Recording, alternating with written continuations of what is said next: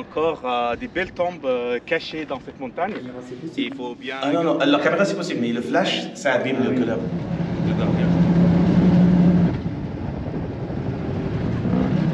Alors, on est en face de l'oracle, le temple d'Amun. Et la PC, oui, parce que c'était l'été et le soleil tapait très fort. Ouais.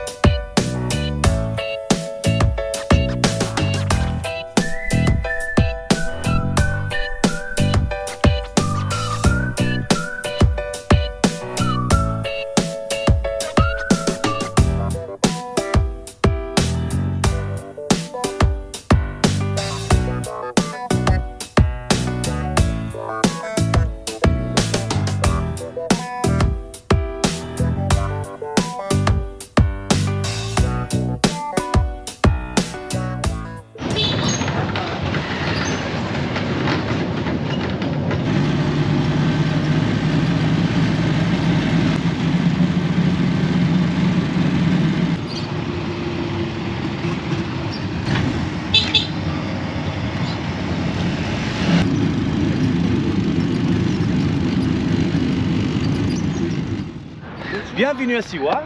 On est en face de la montagne du Mort. Pourquoi on l'appelle la montagne du Mort? Parce qu'il y a des centaines de tombes pharaoniques grecques et romaines.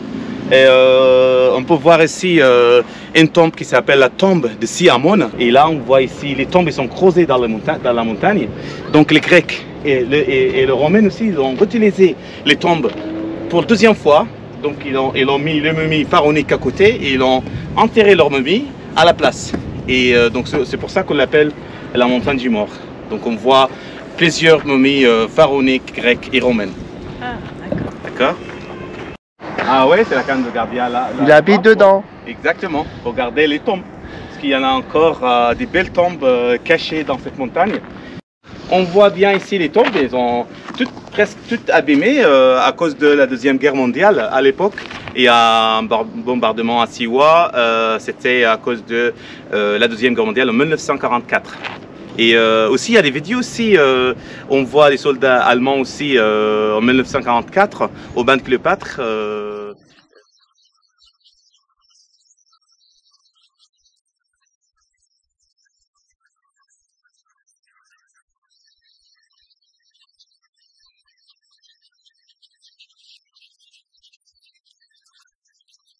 Pharaonique. Et on peut voir la déesse Nut sur le toit de la tombe. Et puis le dieu Amon, le dieu Anubis, le dieu de la mort. Le dieu Anubis, c'est le plus grand dieu d'Égypte à l'époque pharaonique. Et on peut voir aussi Isis et Osiris, le dieu Horus. Et puis on voit clair des autres cérémonies, l'enterrement des momies dans les tombes. Tombe de Siamon. On peut voir des belles images et les dessins avec les couleurs originales, surtout la déesse Nut sur le toit. D'accord. Je peux faire un petit vidéo si vous voulez faire. Ah oui, c'est bon. Oui, c'est bon là. Oui. Voilà, alors, ici sur le toit, on voit la déesse Nut qui mange le soleil tous les jours au moment du coucher de soleil et se cache une nouvelle journée le lendemain. Et là, c'est le dieu Amut qui mange aussi le cœur des gens, les bandits quoi. La tête du crocodile, ça ressemble aussi ce bec et le corps de lion. Et là, c'est la déesse Nut aussi derrière il est là. Et là, de l'autre côté, on voit bien ici le dieu Amon avec la tête d'un mouton avec les deux cornes là. Ouais. On le voit bien. Ouais. Qui ressemble le dieu Amon. Le dieu Amon, c'était le plus grand dieu égyptien, pharaonique. Et là-bas, un peu plus loin, là-bas aussi, on voit le dieu Anubis, le chien noir là. Ah oui. Oui, le dieu de la mort, Anubis, qui est en train de préparer une momie avant l'enterrer dans la tombe. Ici, on voit aussi le dieu Horus là. Horus. Le dieu Horus là. D'accord. Et là aussi, on peut voir aussi un prêtre qui est en train de préparer aussi à manger. Il y a les oies ici, il y a une jambe de vache, il y a des gazelles, il y a aussi le pain, les morceaux de pain là, ça c'est pour préparer à manger. Ils mettent dans des boîtes comme ça, ils mettent à côté de chaque momie, de chaque tombe. Donc là, c'était en face, c'est toujours la tombe de la personne nommée. La tombe, c'était Siamoun, et les autres tombes là à côté, c'est sa famille, c'est-à-dire que ses enfants, sa femme et ses cousins et tout le monde qui vivait avec lui dans sa vie. Et là, sur le toit ici, on voit aussi les aigles et les falcons qui protègent les esprits au ciel. On voit là-bas Horus, là-bas aussi, on voit Horus, on voit aussi les étoiles autour, ensemble le toit. Ouais, on voit pas trop parce qu'on ne peut pas mettre le flash, mais c'est pas grave. Ah oui, oui, parce que le flash, ça abîme la couleur, ouais, parce que c'est original.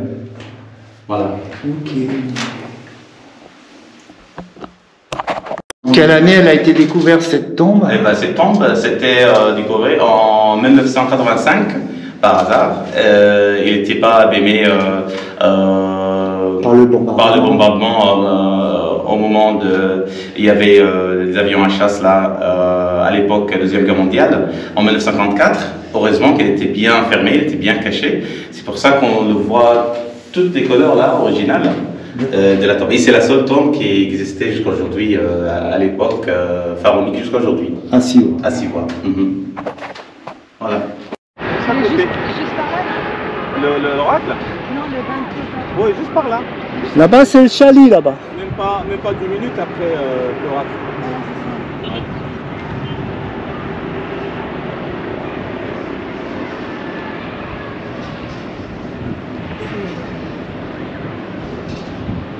Il y a une route là-bas sur la digue, hein. On peut passer avec le vélo? Ouais. Il y a une route, ouais.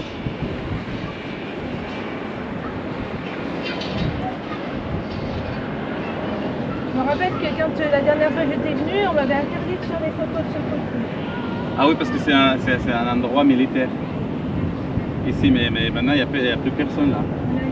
Mais cet endroit, c'était une base militaire. Là, il y avait une base militaire. Ouais.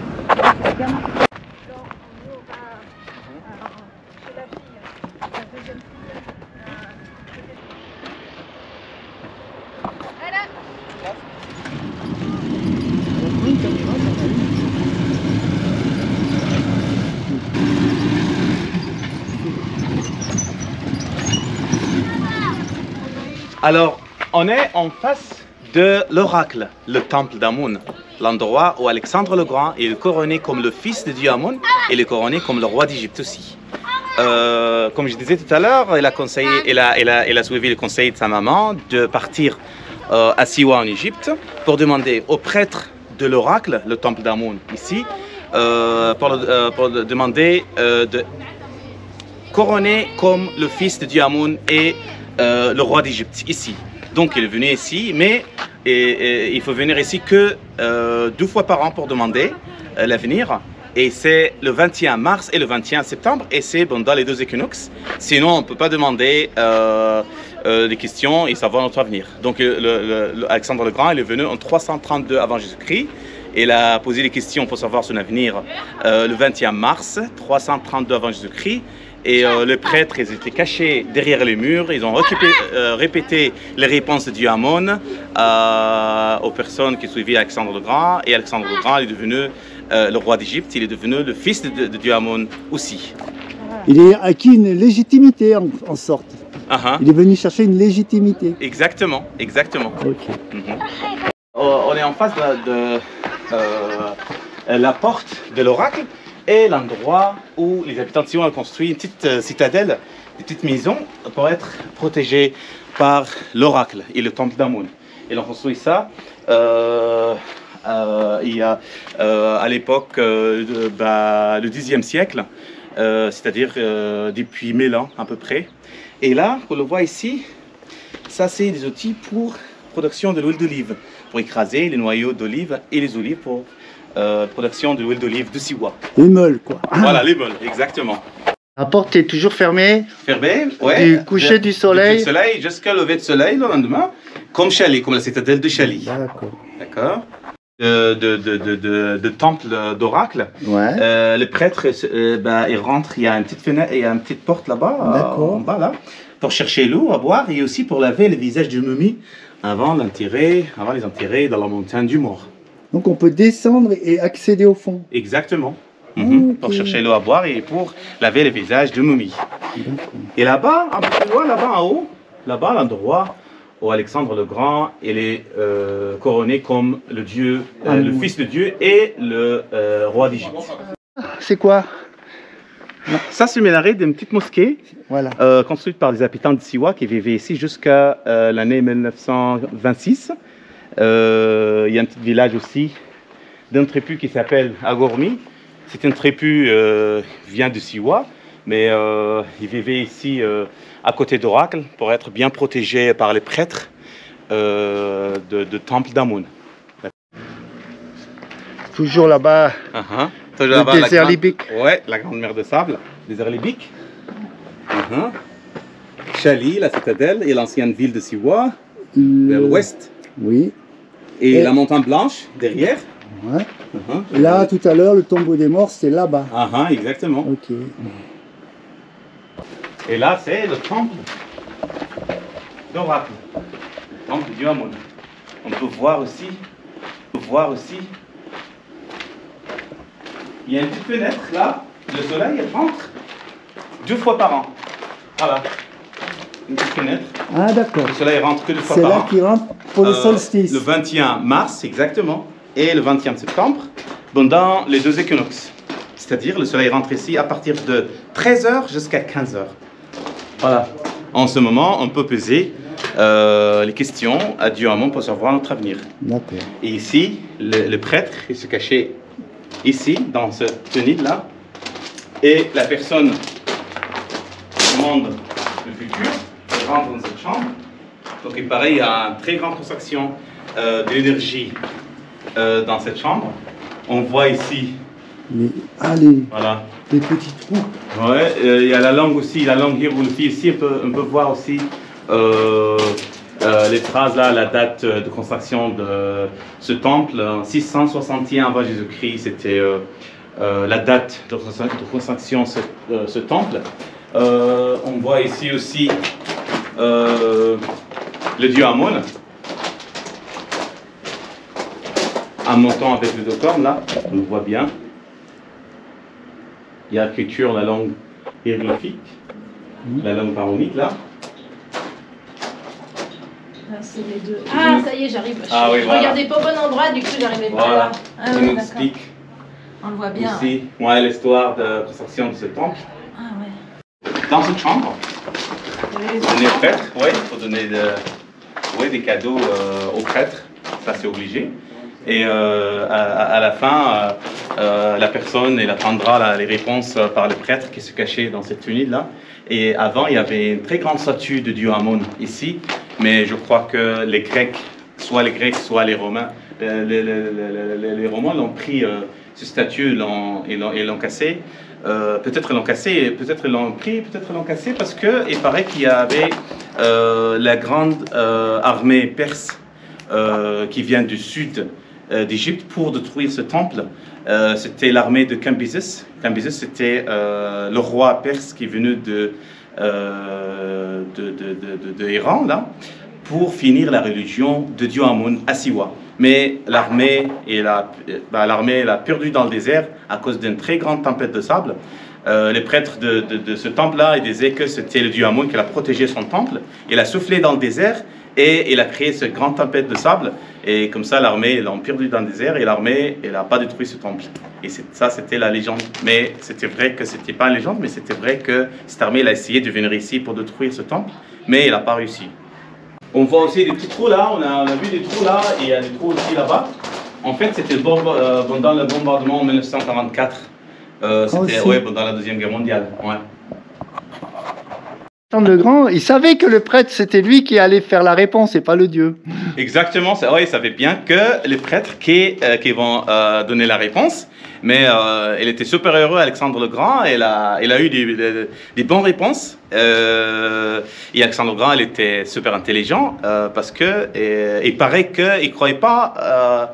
Il ne croyait même pas en Dieu Amon. D'accord. En disant qu'il est venu ici juste pour être le roi d'Égypte et puis couronné comme le fils de Dieu Amon. Bah c'était déjà un homme politique. Quoi. Exactement.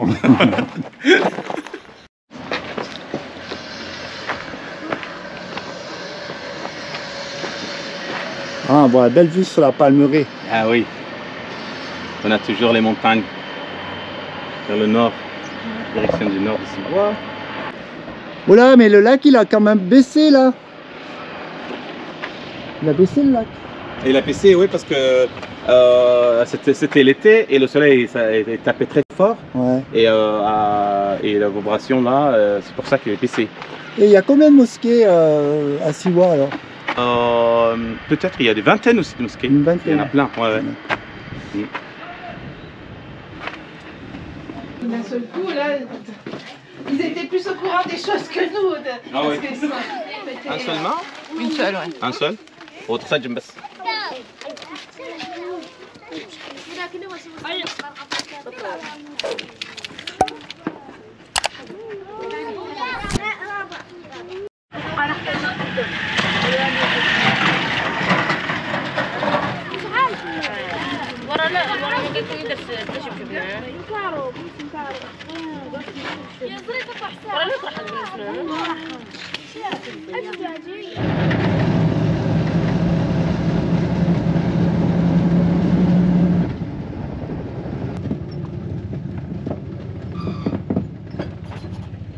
Alors on est devant le temple de Ombeda.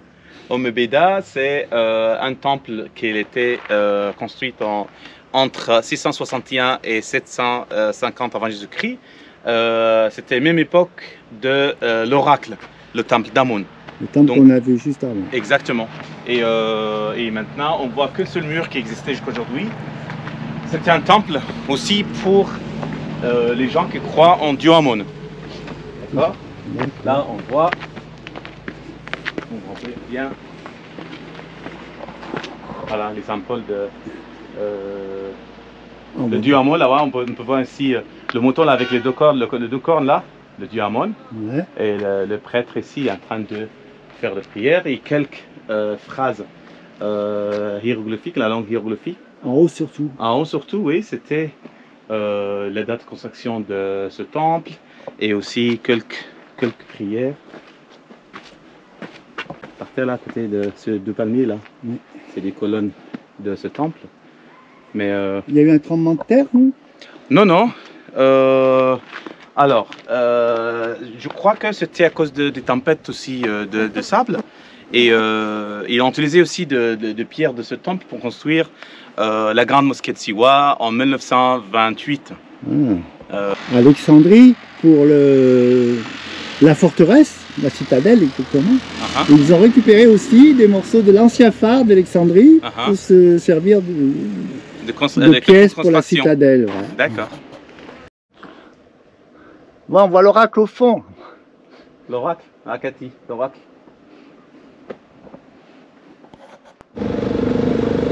Regarde l'hôtel qu'ils ont fait.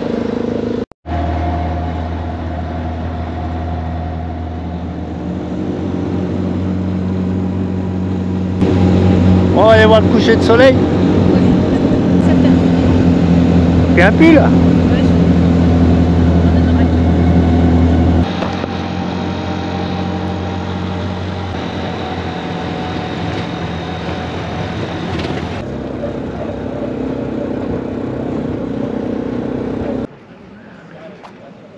La l'île de Fatmas où tout le monde vient voir le coucher de soleil. Mais en fait, c'est pas une île, c'est une presqu'île.